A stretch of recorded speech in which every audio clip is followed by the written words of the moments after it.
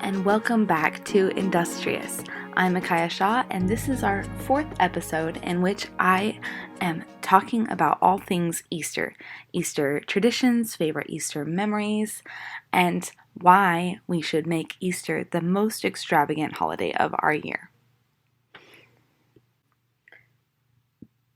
Growing up, Christmas was always bigger than Easter. We celebrated Advent as a family, so that meant that every Saturday leading up to Christmas at our Sabbath feasts, we would have some sort of a gift exchange. So everybody was giving little gifts for the 4 weeks leading up to Christmas. So there was this major build-up to that season, as well as all of the decorations and music and everything that goes with the Christmas season.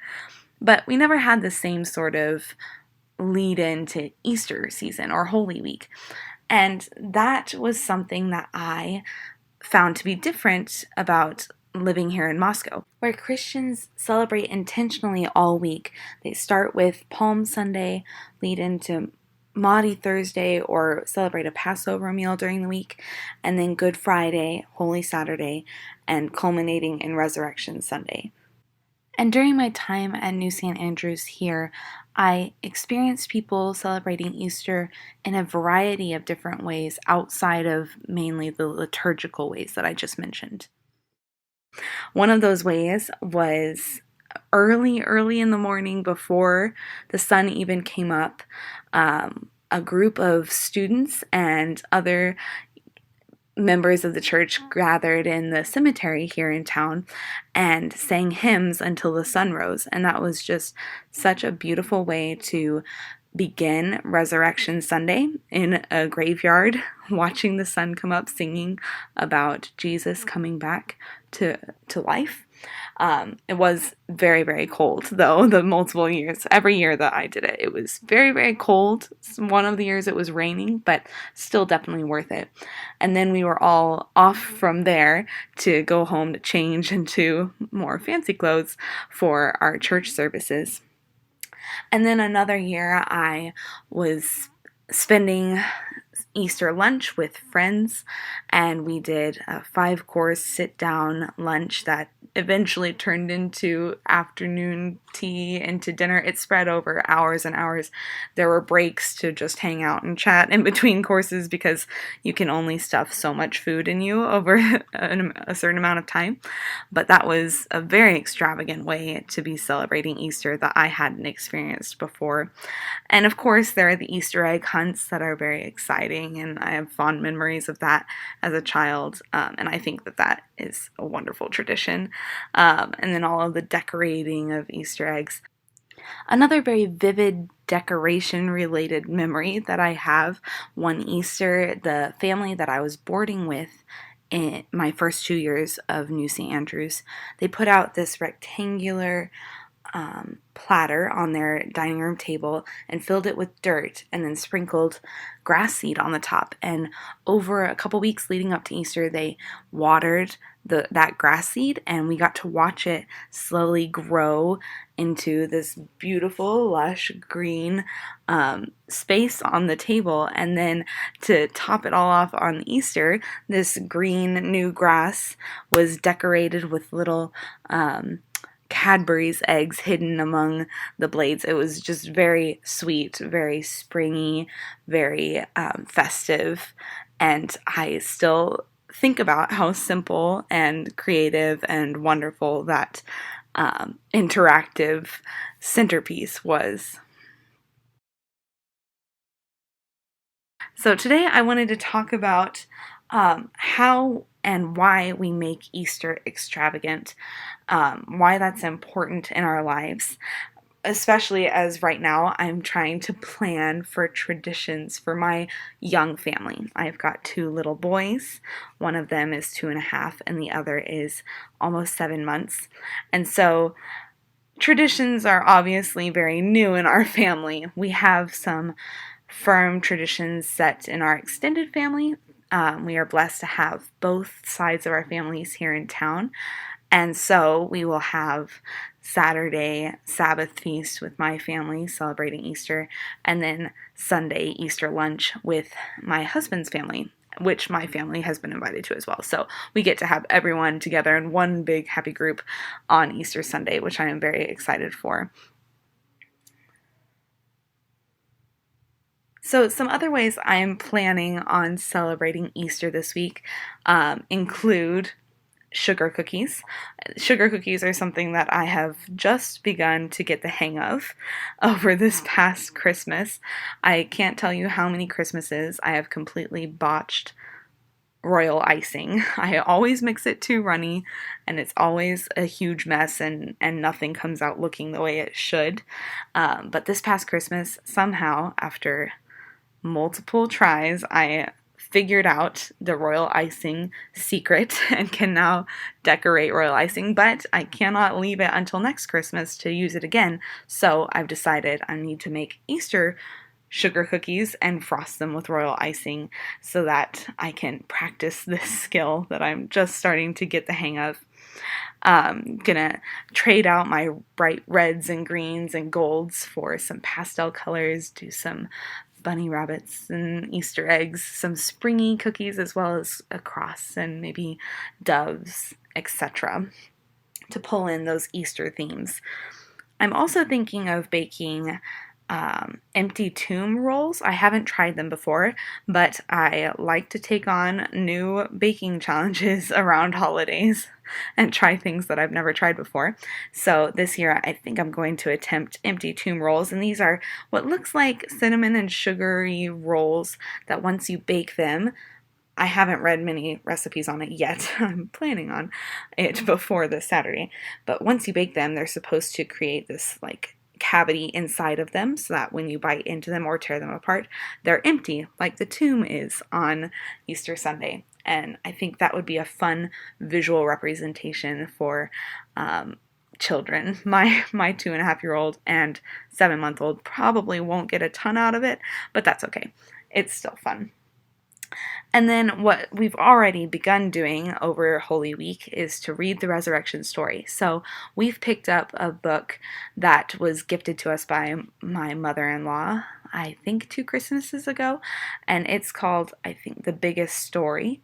And it's a picture book, but it's the story of the Bible told as one entire story. So at the very beginning, we're already looking towards Jesus' coming and death and resurrection and redemption of everyone. And so it's only about, I think it's set up in 10 chapters, and each chapter is about 4 or 5 pages long. So we've already begun reading 2 chapters a night so that we can finish it up on Sunday. And we're really enjoying that, looking at the pictures and explaining what the snake meant to Adam and Eve and what their fall meant to everyone else and how Jesus was coming to save us. So that's been really good. I mean, it's something that I think repetition is going to be really good for our little ones, and I know they won't exactly understand the entire concept quite yet, but they do understand it much earlier than we think sometimes. So it's always good to repeat those sorts of things. And then one of the other things on my list is to attempt to dye or paint or decorate Easter eggs in some way that will work with a toddler. So we'll see how that goes. I'm going to have to get a little creative, most likely. And I'm also going to have to be okay with more than a little bit of mess, I'm sure. But that's okay. We're going to be cheerfully messy decorating Easter eggs. That's one of my favorite memories from growing up, was we would always dye Easter eggs, and then we'd look at them for a little while and then immediately turn them into deviled eggs. And they would be very colorful, strange looking deviled eggs, but very yummy, and we got to enjoy them that way.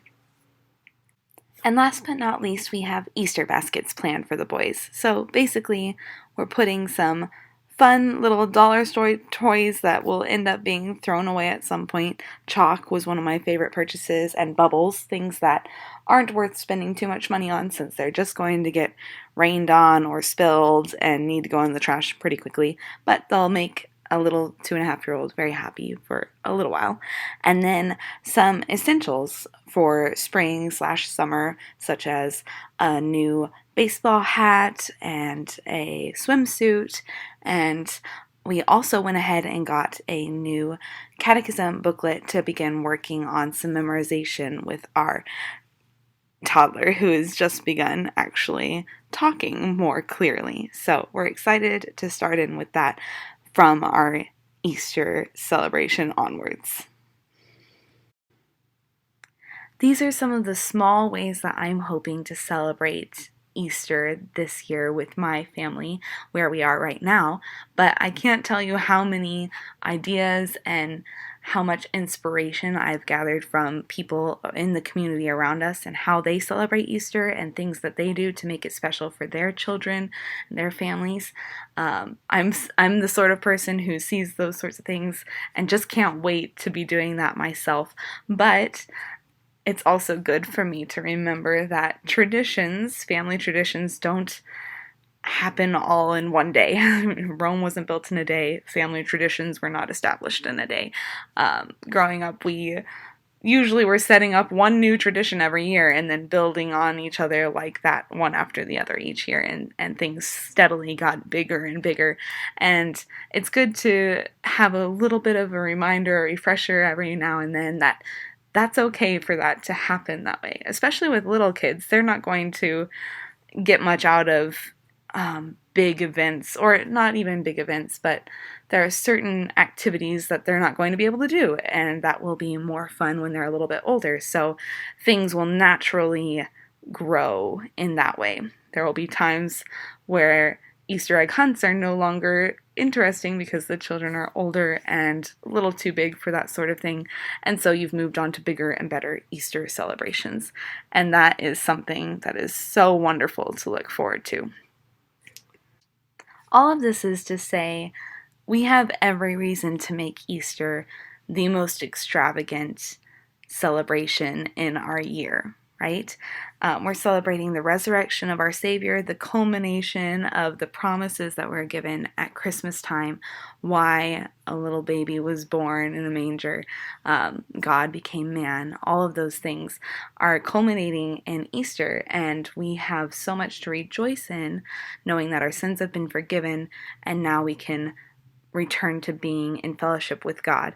And this is such a special thing to be communicating to our children and our friends and our family and our community around us in how we celebrate Easter. And so I just hope that this is an encouragement to you to attempt to make Easter a bigger and better thing every year.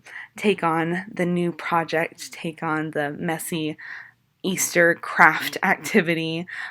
Make it an extravagant experience for your children, and do it cheerfully, not upset about any mishaps with the baked goods, not stressed about messy egg dye water on the floor. Be joyful in how you present the celebration of Christ's coming to your family and your friends, to those around you. I hope this has been an encouragement to you all. I hope you have a wonderful Easter weekend.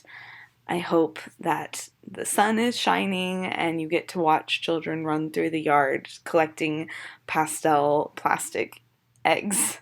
Until next time, this has been Micaiah with Industrious. Happy Easter.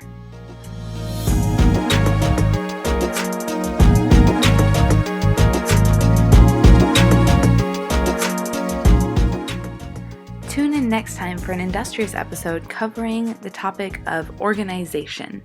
We're hoping to even have a special guest on the show that I will announce later if you're following me on Instagram. @industrious.thepodcast.